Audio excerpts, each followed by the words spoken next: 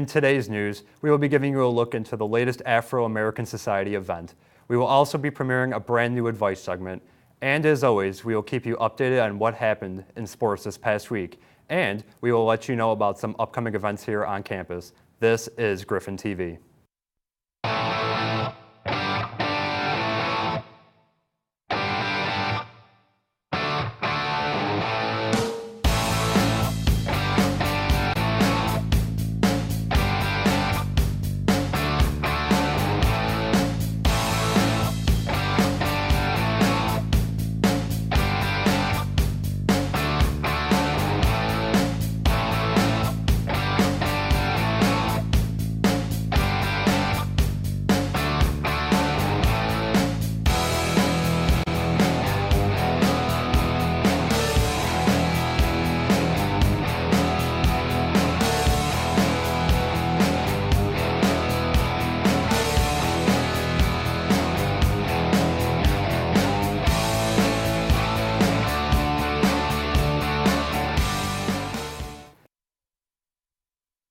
To Griffin TV, your #1 source for news and events happening around the Canisius College campus.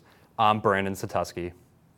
On Wednesday, Griffin TV reporters Rachel Furschbach and Julia Sementilli attended the Afro-American Welcome Back Carnival and spoke with club president Lauren Jackson about the event and what the Afro-American Society hopes to gain to achieve this year. Wednesday, the Afro-American Society held their Welcome Back Carnival. Julia Sementilli and I attended the event to get the inside scoop. President Lauren Jackson shared what sparked the idea for the carnival. So recently in the past years, we've always done the Welcome Back barbecue, and this year we wanted to do something different and just get more students involved, something everybody would want to come to. It's more fun, not just hot dogs and hamburgers, but we wanted to have like something that, people would want to come out for. So that's what sparked our Welcome Back carnival. The carnival idea gave the opportunity for Canisius students to interact, which was Vice President Brianna Chamberlain's main concern. Our Vice President Brianna Chamberlain came up with the idea to have a Welcome Back carnival. She thought it would be a lot better and a lot more fun for students, and especially since we had a lot of new freshmen coming in, she thought it would be something that they can get involved with too. So instead of just being like a Welcome Back carnival, it's just food. But when you do, Welcome Back barbecue, when you do a Welcome Back carnival, it's like you can have faces, you can have little animals, so it's like you can interact with each other. It's not just getting your hot dog. Canisius students had several activities to choose from at the 3-hour event. We have cotton candy for the students. We also have snow cones. We have popcorn as well, water. And we also have balloon animals being done for 1 hour, and then we have face painting for 1 hour by Abigail the Twin. If you missed this event, don't worry. The Afro-American Society has plenty of new upcoming events to attend this year. We have our hookah night in October. It'll be a Griffin After Dark event, so it'll be outside in the quad, hopefully, weather permitting. If not, we're going to have our little small hookah sticks that we can bring inside. We're also, in November, we're going to have a soul food dinner for all the students. It's like a Thanksgiving dinner before all the students go back. And in December, we're going to do a makeup. It's like a makeup themed party for all the students. Girls and guys are welcome. A lady by the name of Sally Cruz is going to come here, and she's going to show the ladies how to do makeup. And, if they want to become a sales representative for her team, they can do that. So it's a job opportunity and a lot of fun. Lauren shared with us what she enjoys most about the society. My favorite part of being a part of the Afro-American Society would have to be just being able to touch or be in contact with other people of my own culture and my own race. I think it's so important when you're at Canisius College that you can relate to other people and other students. And me being the president this year, I think it's really my mission not to just be a part of my own race and be one, but to let others know it's okay to be with us too. We're not just strictly African Americans. We want to be diverse. So I think that's one of the best parts. There are a few reasons the Afro-American Society encourages students to join. At one of the biggest events on campus, which is our fashion show. Last year we had over 300 people come to our event, standing room only, so it's a lot of fun. That's one of my favorite things that Afro does. Also, Afro is just really out to promote diversity on campus, so I can't stress it enough because a lot of times people come up to me and they're like, oh, I can't join because I'm African American. I'm like, no, you can. Like, come with us. Like, we don't care. We take all. For anyone interested in joining the Afro-American Society, Lauren encouraged you to do so through Collegiate Link. Well, you have to join through Collegiate Link. We do have our meetings every other Wednesday. Our first meeting is September 11th at 6 o'clock in the Commuter Lounge. But we do join, if you join through Collegiate Link, just add our group. You'll get every notification of when we're having an event, when we're doing our meetings and things like that. And that way you'll be linked into us at all times. That's all for today. Back to you guys in the studio. I'm Julia Simontilli. And I'm Rachel Firschbach reporting for Griffin TV. Thanks, Rachel and Julia. It sounds like Afro-American Society has some fun stuff planned for this year. A lot has been happening in the world of Griff sports this week. Our very own Mary Kessler is in Studio B with the details. Over to you, Mary. Thanks, Brandon. This week wasn't all too successful for the Griffs. Let's start off with our women's soccer team. They played Detroit this past Friday night on Sieteski Field. It was a very close game as the two teams battled into overtime. However, the Griffs fell to the Titans with a score of 2-1. The silver lining of that game was senior goalie Megan Tock's career-high 15 saves, a performance praised by assistant coach Caitlin Long. On Sunday, the Griffs took on Northern Kentucky but lost with a score of 6-1. Senior forward Brianna Smith scored with the lone goal, assisted by junior midfielder Jenny Piagioni. And while we're on the subject of soccer, the men's soccer team did not have much luck in their home opener either. The team took on UMass Lowell on Sunday afternoon on Sieteski Field. Although the Griffs outshot UMass 26-11, they fell to their opponent with a score of 3-1. Sophomore Nicolo Boado scored for the Griffs, assisted by sophomore defender Alex DeCarolis.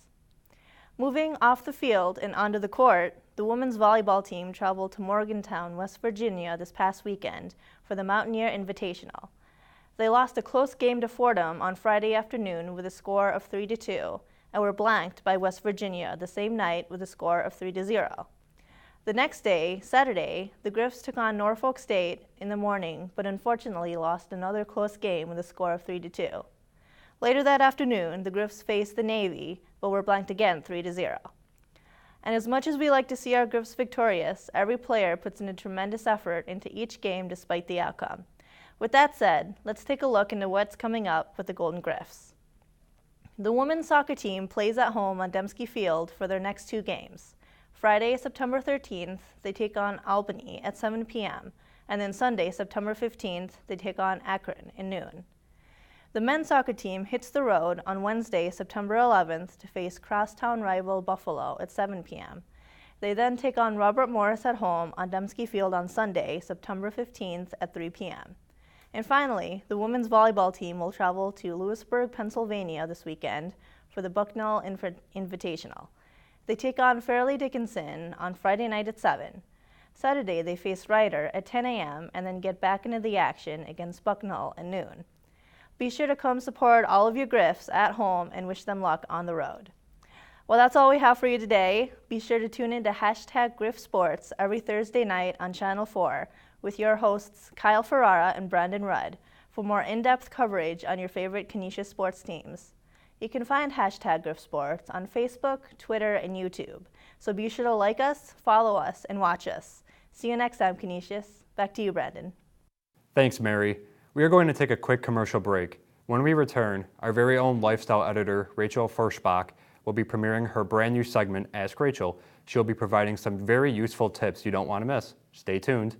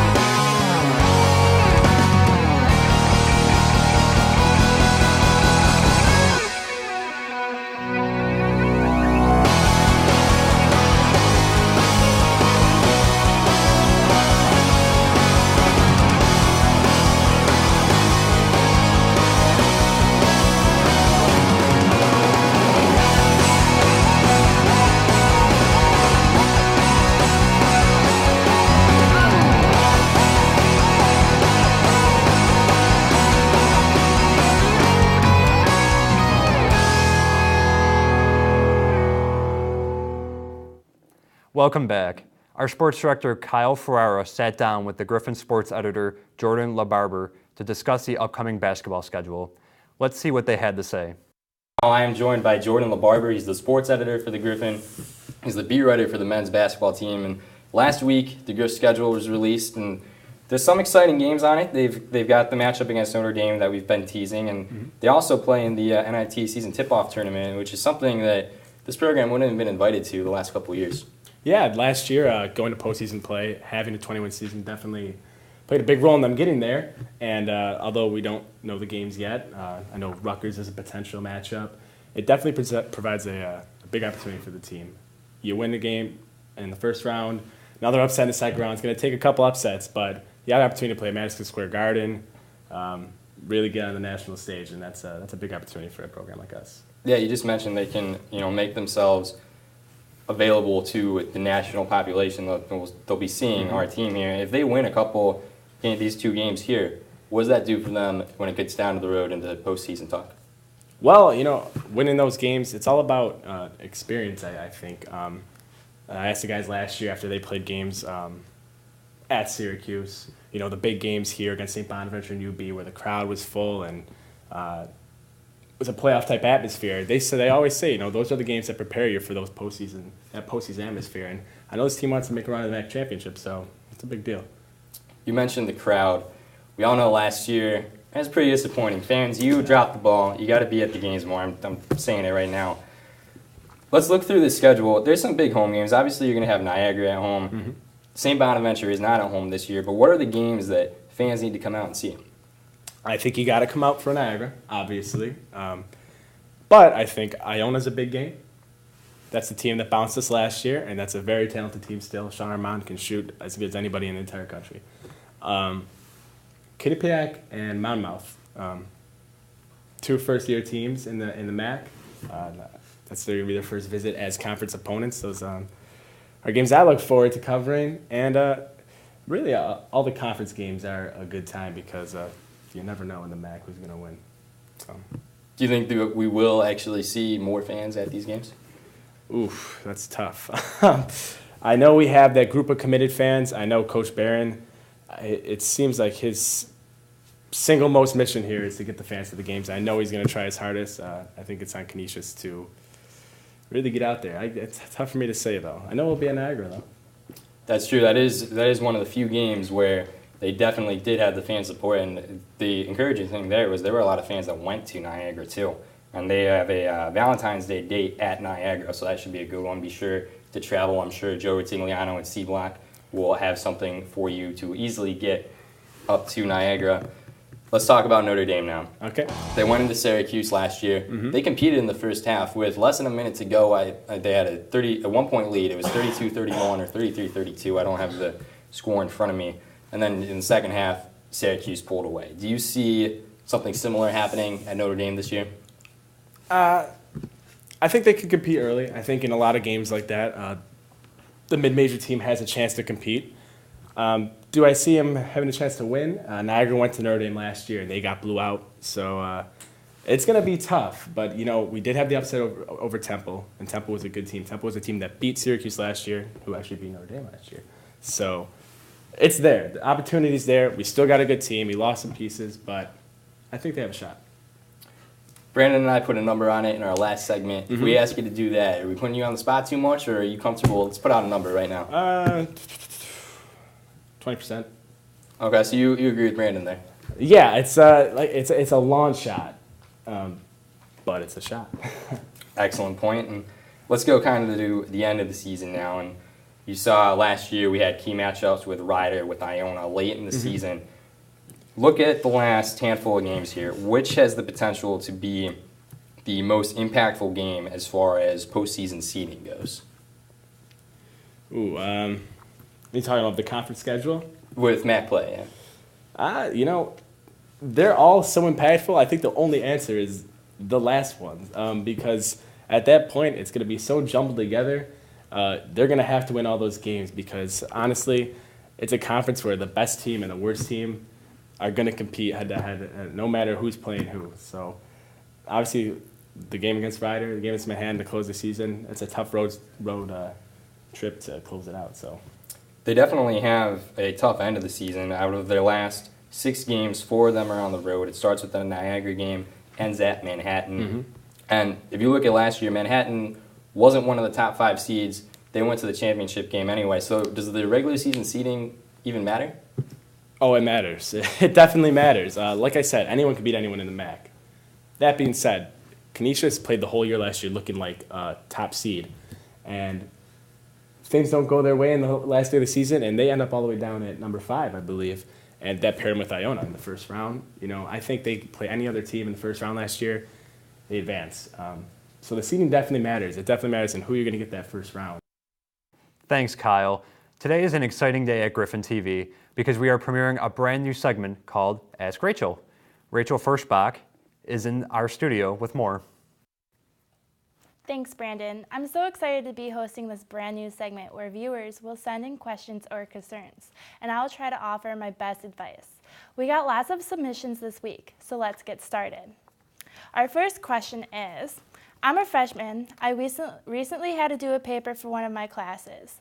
I thought I did a good job, but when I got the paper back, my grade was much lower than I thought it would be. My teacher says I need to work on my writing. What should I do to improve my grades? The first thing is do not get discouraged. Seek out the tutoring center on the 3rd floor of Old Main. Back my sophomore year, I had to go use the tutoring center for a paper I was working on for my journalism class. And I actually got a lot of help there, and I was able to improve my writing, and I was able to get a better grade on the second draft. So it was very good to seek out the tutoring center. Second question is, I am a sophomore commuter. I thought being a commuter would be great because I would still get to experience college life and save money at the same time. However, I find that it's a lot harder to make friends on campus because I'm not here 24/7. What would you suggest that I do so that I can meet more people and create long-lasting friendships? So being a commuter is a very tiring experience. It's hard to be everywhere at once. I used to reside when freshman year and sophomore year, and then when I became a commuter, I saw less of my friends that I had made originally on campus. An easy way to make this fix is to get involved with clubs. This way you're making new friends with people who share similar interests as you. Another way to do more involvement with friends is talk to people sitting next to you in class. Who knows? That person sitting next to you could be a lifelong friend. The third question is, I'm really trying to eat healthy this year. Last year, I gained the freshman 15, and I'm not very happy with it. I'm trying to diet and eat healthy, but it's very hard when you're in college. Canisius does not offer a wide variety of healthy foods, and I find that I'm too busy to work out as much as I'd like. What do you recommend? First things first, seek out the healthy foods. Canisius has a salad bar during lunchtime in the cafeteria. They have pasta, tomato. Subway has salads and healthy choices there. Eat lots of vegetables.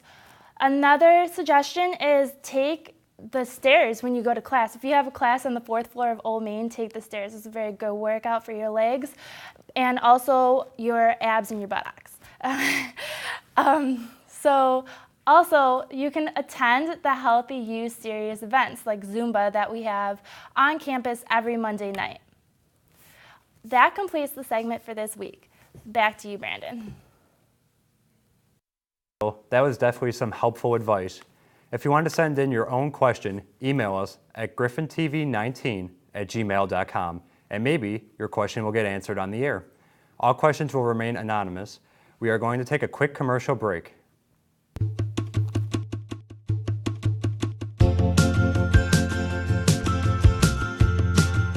There was one day that we had just done the cardiovascular unit, in class that day. And then right after class, I went over to the Vascular Institute, volunteered, put the scrubs on. And one of the doctors asked me if I wanted to see an open heart surgery. And so I said, yeah, really? Sure.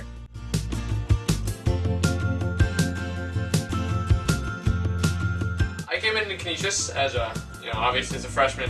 not really sure what I wanted to do. I ended up taking a digital media arts class, and that really just kind of jump-started, my career. And I think being where we are in the city and in the world with the medical campus that we have here is really an opportunity that I wouldn't have anywhere else.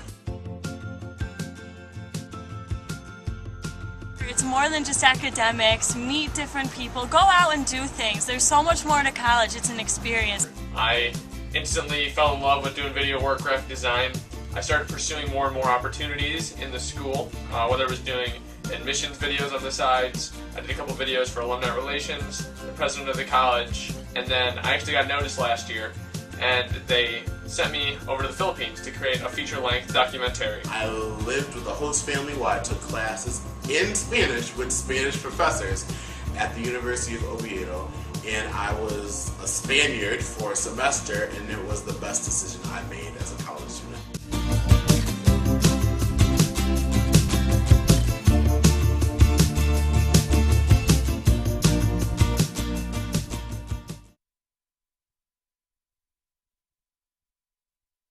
Welcome back. Here are some upcoming events at Canisius College over the next week. Alpha Kappa Psi Rush Week events are currently going on. Each day is filled with a different themed event, including game night on Wednesday and tie-dye and a movie night on Thursday. On Friday, September 13th, the week-long event will come to a close with a carnival, which will include games and snacks.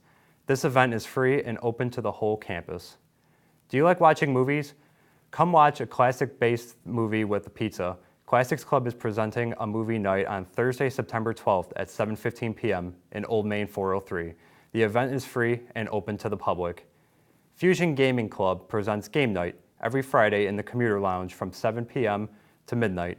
Join them for a night of games, friends, fun, and food. It is a great opportunity for students to regroup with their peers and de-stress from the events of their week in a relaxed environment, while also networking with other members of the campus community.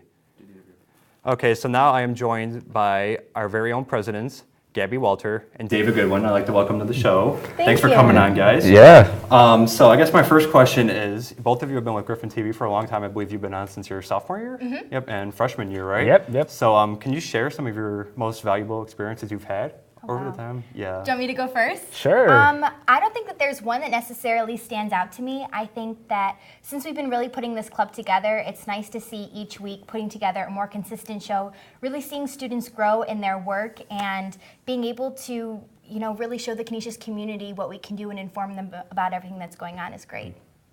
Yeah, we really started from the bottom and now we're here. We really had nothing to start out with and we really had to work our way up, creating a consistent show, and we thought we would just be doing a news show, and now we have a sports show. Mm-hmm. We're just looking further, and I'm excited to see what will happen. And I have to say I'm excited too. I mean, even when I started, we've come a long way, I think, since then too. So I mean, I'm glad to see all the changes, and I think that it's going to be a good year. Yeah. So I'm sure this is fair to say, I think our club is one of the fastest growing clubs on campus, if you guys agree with that. Mm-hmm. So I'm sure there's more people out there who maybe during the event sign up didn't get a chance to stop by the booth. Mm-hmm. So if more people want to get involved, what are ways they can get involved? Like, do they email you, call you, text you? What would you recommend? I say email is probably the best option. Mm-hmm. Or just if you see us on campus, come up and talk to us. We'd be more than happy to. We started off with 3 people in the club, I think, at the beginning of last year, and now we have well over 20. So, I mean, we're constantly looking for more people. There are roles that need to be filled, and, we're constantly growing. Yeah, there's tons of opportunities, and one of the great things now is that since we are a really fast-growing club, we have a new club room being created on the bottom floor in the Student Center. So once that gets going, hopefully if you guys are down there, you guys can stop by the room, figure out more information, and let us know if you are interested in getting involved. And if not, just come and hang out, because we would love to see you on campus. Definitely. Can you guys think of any roles that need to be filled off the top of your head, or anything that prospective members would want to do, or? Well, we're always looking for reporters, people who make video packages that you see every week. Yeah. We also, crew members, obviously. We need, people working behind the scenes. That's obviously very important. But yeah, anything else you can think of? Advertising, really getting our club name out, events that are going on, what we are premiering for the week. We could use anybody, and I think what's great about this club is there is a role for all sorts of majors. Here you can be doing packages, doing the media stuff, or you can be behind the scenes and writing things for us as well. That's very interesting. So make sure if you are interested to sign up, contact Dave Goodwin or Gabby Walter. So, and I'm excited for this next question. So what events or any kind of plans do you have for this upcoming year? Well, actually, it is the month of September, and one of the things that we are doing as a club, trying to be out there and being involved in the community, we're going to be getting involved in Community Day with a bunch of other clubs on campus. Is there anything I'm trying to think of? Anything else this semester? Well, as Gabby said, we got our new club room, so I mean that will be a big change for us, and so we'll be more visible to the student body. So we'll be spending a lot of time getting that together. And you know, maybe we'll have another show by the end of the year. We did sports last year. I mean, you never know with us. We're just constantly growing, constantly adapting, right? Yeah, Absolutely, definitely. So, in a final question, do you have anything you'd like to say to our fellow club members, or anything to any prospective club members that you can think of? My gosh. Advice or? I mean, to our club members that we have right now, thank you so much for being a part of our club. And so many people, I think David can agree, came and joined us this year, and we really appreciate you joining our team. We put in a whole lot of work, and we also want to thank the Canisius community for watching us and supporting our show each week. I agree. Yeah, we appreciate the hard work so much, and I'm so grateful for everyone that's a part of this. So. I mean, it really does help. I mean, we wouldn't be able to do this out here unless it was for the people in the back doing all the controls and everything like that. So it is a very great help. So Dave and Gabby, thank you so much for coming on today. Thank you. That was great. Thank Thanks. you. Okay, so that's all we have for you today. Make sure you check out our Facebook and Twitter, as well as our YouTube channel. We are a new show on Channel 4 every Tuesday at 8 o'clock, and it is replayed throughout the day. Today, we are going to end the episode a little differently than we usually do. This Wednesday marks the 12th anniversary of the September 11th attacks. It was a day that changed the lives of millions. We here at Griffin TV would like to dedicate this episode to those who lost their lives on that fateful day. This just in, you are looking at obviously a very disturbing live shot there. That is the World Trade Center, and we have unconfirmed reports this morning that a plane has crashed into one of the towers of the World Trade Center. CNN Center right now is just beginning to work on this story, obviously calling our sources and trying to figure out exactly what happened, but clearly something relatively devastating happening this morning there on the south end of the island of Manhattan. That is, once again, a picture of one of the towers of the World Trade Center.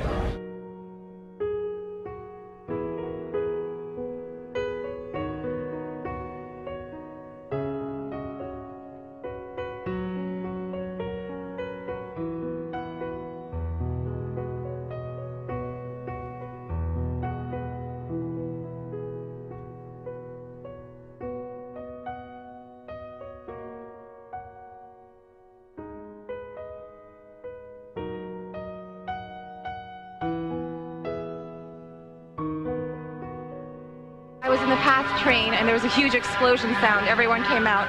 A large section of the building is blown out, around like the 80th floor. Was it hit by something, or was it something inside? It was inside. Because it looked out, everything was coming out. All the windows were coming out, all the papers were What is coming on the sidewalk?